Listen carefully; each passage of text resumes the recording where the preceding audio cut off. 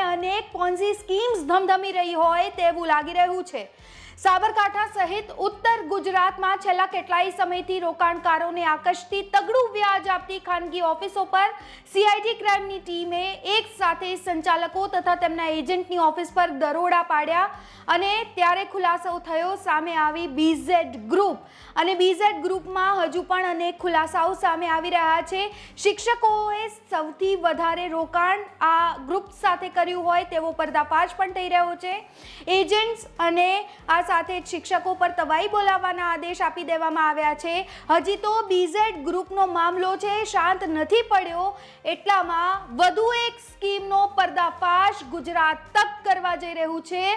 BZ group બાદ swarm group છે એ સામે આવ્યું છે, જે તગડું વ્યાજ રોકાણકારોને આપે છે અને લોભામણી લાલચ પણ આપે છે।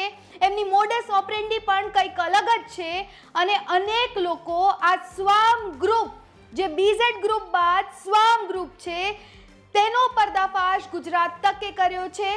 સરકારના નાક નીચે આ પોન્ઝી સ્કીમ છે ધમધમી રહી છે, છતાં પણ કોઈ પણ પ્રકારની કડક કાર્યવાહી નથી કરવામાં આવતી। જ્યારે આ મુદ્દો છે મીડિયામાં પ્રકાશમાં આવે છે ત્યારબાદ કડક કાર્યવાહીની વાતો કરવામાં આવે છે અને આ પોન્ઝી સ્કીમના સંચાલકો પર તવાઈ બોલાવવામાં આવે છે। તે પહેલા એજન્ટ છે, સ્કીમના સંચાલકો છે, એ આરામથી આ સ્કીમને ચલાવે છે અને મોટા પાયે આ સ્કીમ છે એ હજુ પણ ધમધમી રહી છે। ત્યારે સ્વાભાવિક છે એક સામાન્ય નાગરિક તરીકે સવાલ થાય કે આ પોન્ઝી સ્કીમના સંચાલકોને કોણ છાવરી રહ્યું છે?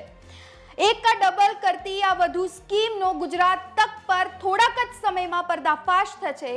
રાજ્યમાં પોન્ઝી સ્કીમથી કંપનીઓ છે એ લૂંટી રહી છે નાગરિકોને।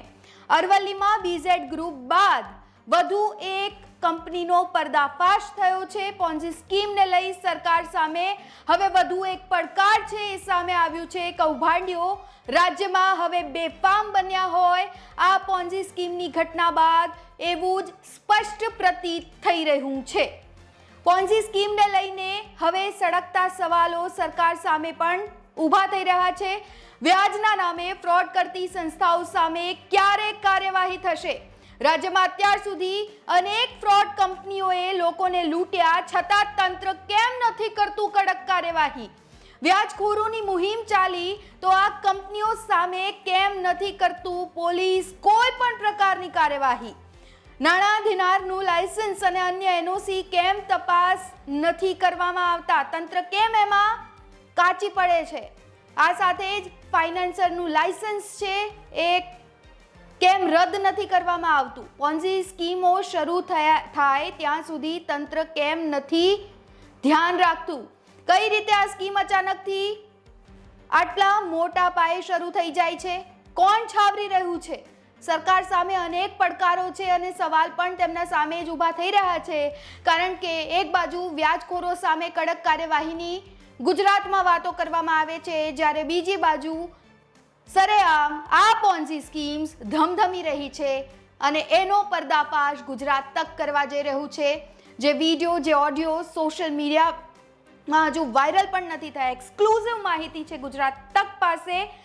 કઈ રીતે આખી મોડસ ઓપરેન્ડી છે, કઈ રીતે આખી સ્કીમ ચાલે છે, લોકોને શું લાલચ આપવામાં આવે છે, તેની બસ થોડીક જ વારમાં આપણે વાત કરવાના છીએ। પરંતુ આ સ્વામ ગ્રુપ છે એ બીઝેડ ગ્રુપ બાદ સ્વામ ગ્રુપ છે એ સામે આવ્યું છે અને એવી જ રીતે બીઝેડ ગ્રુપની જેમ જ અનેક લોકોએ આમાં પણ રોકાણ કર્યું છે।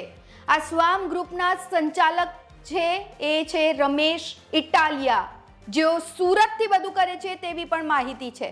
આ સાથે જ અનેક ખુલાસાઓ કરવાના છીએ, ત્યારે આપ જોડાયેલા રહો ગુજરાત તક સાથે। લેટેસ્ટ અપડેટ સાથે ફરી મળીએ।